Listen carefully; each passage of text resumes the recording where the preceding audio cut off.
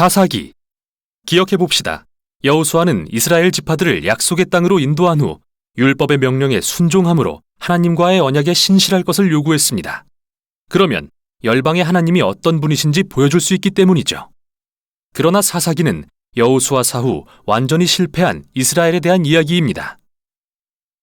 이 책의 이름은 당시 이스라엘의 지도자의 유형에서 유래합니다.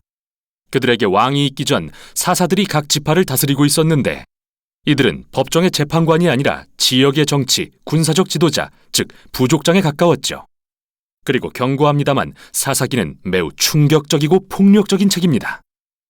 이스라엘의 도덕적 타락과 나쁜 리더십, 그리고 이들이 어떻게 가나안 족속과 다를 바 없게 되었는지 알려주죠. 하지만 이 슬픈 이야기는 미래에 희망을 주려는 것이기도 한데요. 책의 구성에서 이를 엿볼 수 있습니다. 긴 서두에서는 이스라엘이 실패한 이유가 남은 가나안 족속을 다 내쫓지 않았기 때문임을 소개합니다. 그리고 긴 본문 부분에서는 점점 타락해가는 이스라엘 사사들을 기록합니다. 시간이 흐르면서 이들이 어떻게 매우 좋음에서 좋음, 나쁨, 그리고 아주 나빠지는지 보여줍니다. 결론은 매우 충격적입니다. 이스라엘 백성 전체의 타락을 보여주는데요. 그럼 각 부분을 좀 더 깊이 살펴보죠. 도입부는 약속의 땅에서 영토를 부여받은 이스라엘 지파들에 대한 기록입니다. 여호수아가 가나안의 주요 성읍들을 정복했지만 여전히 정복할 땅이 많이 남았고 가나안 사람들도 많이 살고 있었죠. 1장에는 이스라엘이 약속의 땅에서 쫓아내지 못한 가나안 족속과 성읍이 길게 나열되는데요. 기억하십시오.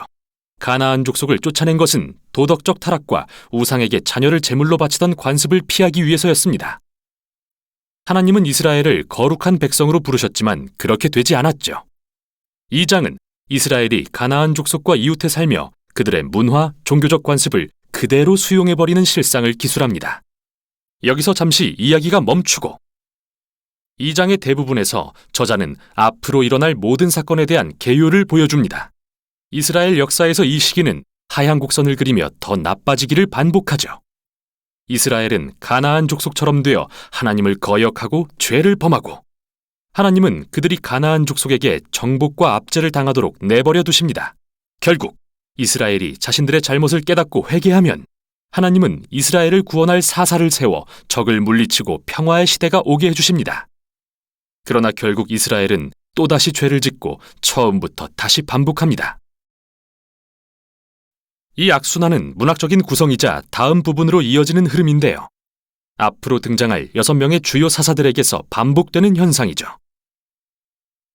첫 3명의 사사는 온니엘, 에훗, 드보라인데 이들의 이야기는 서사적인 모험담이면서 피비린내가 진동합니다. 사사 자신 또는 그들의 조력자들이 적들을 물리치고 이스라엘 백성을 구해냅니다. 다음 세 사사들의 이야기는 더 깁니다. 이들의 성격적 결함에 초점을 맞추며 그 정도가 점점 심해지는 걸 보여주죠. 기드온은 시작이 꽤 좋았습니다. 겁쟁이였지만 마침내 하나님이 그를 통해 이스라엘을 구하실 수 있다는 것을 신뢰하게 되죠. 그래서 거대한 미디안 군대를 횃불과 항아리를 든 단 300명의 용사로 무찌릅니다. 그러나 성질이 고약했던 기드온은 전투에서 자신을 안 도왔다는 이유로 많은 동족 이스라엘 사람들을 죽입니다. 이때부터 모든 게 추락하기 시작합니다. 그는 전투에서 취한 금으로 우상을 만들었는데 그가 죽고 나자 온 이스라엘이 그 우상을 숭배하며 다시 악순환이 시작되죠. 다음은 입다라는 사사입니다. 그는 산에 사는 폭력배 같은 사람인데 이스라엘의 상황이 심각해지자 장로들이 그에게 가서 도와달라고 구걸합니다. 지도자가 된 입다는 암몬 족속과의 전투에서 효과적으로 많은 승리를 거두지만 이스라엘의 하나님을 너무나 몰라서 마치 가나안의 우상처럼 여기죠. 전투에서 승리하면 딸을 제물로 바치겠다고 서원할 정도로요. 이 비극적인 이야기는 이스라엘이 얼마나 타락했는지 보여주는데요. 이들은 더 이상 자신들의 하나님의 성품을 몰라 살인을 행하고 잘못된 예배를 드리기에 이릅니다. 마지막 사사인 삼손, 역대 최악입니다. 그는 많은 약속을 받고 태어났지만 이스라엘의 하나님과 관계없는 삶을 살았죠. 문란하고 폭력적이며 오만했습니다. 잔인한 전략으로 블레셋을 이겼지만 스스로는 결코 온전한 삶을 살지 못했죠. 그의 삶은 끔찍한 집단 살육의 장면으로 끝이 납니다. 여기서 잠시 짚고 가죠. 여러분은 책의 이 부분에서 반복되는 주제를 발견하셨을 겁니다. 그건 중요한 순간마다 하나님의 영이 사사들에게 능력을 주셔서 구원의 역사를 이루신다는 것입니다. 하나님이 이렇게 엉망인 사람들을 사용하신다고 해서 그들의 결정 전체 또는 일부라도 승인하신다는 뜻은 아닙니다.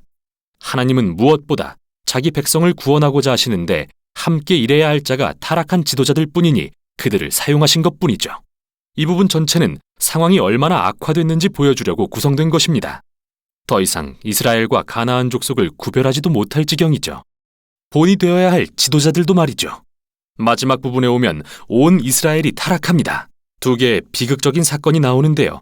심장이 약한 분은 주의하십시오. 두 사건은 사사기 마지막에 4번 반복되는 이 핵심 구절에 따라 구성됩니다. 그때 이스라엘에 왕이 없으므로 사람이 각기 자기의 소견에 옳은 대로 행하였더라.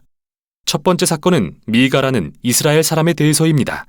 그는 개인 소유의 우상신전을 세웠는데 단지파가 보낸 사설부대가 신전을 약탈하고 그의 모든 소유를 훔칩니다. 그리고 평화로운 도시인 라이스를 불태워 모든 거주민을 살해하죠. 정말 끔찍한 이야기입니다. 이스라엘이 하나님을 망각하자 힘이 곧 정의가 되고 마는데요. 마지막 사건은 훨씬 더 심각합니다. 성범죄와 폭력으로 점철된 이 충격적인 이야기는 이스라엘 최초의 내전으로 이어집니다. 매우 충격적인데요. 그게 곧 핵심입니다. 이 사건들은 경고의 메시지인 겁니다. 이스라엘이 이렇게까지 파멸에 이른 것은 그들을 사랑하사 이집트의 종살이에서 구원하신 하나님을 배신한 결과입니다. 이스라엘에게는 다시 구원이 필요한데요. 이번엔 자기 자신들로부터 말이죠.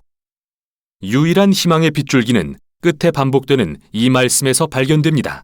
사사기를 맺는 마지막 문장인 이 말씀. 이스라엘에 왕이 없으므로. 이렇게 다음 책들의 배경이 준비됐습니다. 앞으로 룻기에는 다윗 왕 가족의 족보, 사무엘상에는 이스라엘 왕권의 기원이 기록됩니다. 그러나 사사기는 비극으로서 그 가치가 있습니다. 인간의 실태를 냉정하게 보여주고 궁극적으로 은혜의 하나님이 그의 백성을 구할 왕을 보내주실 것을 알려주기 때문입니다. 이것이 사사기입니다.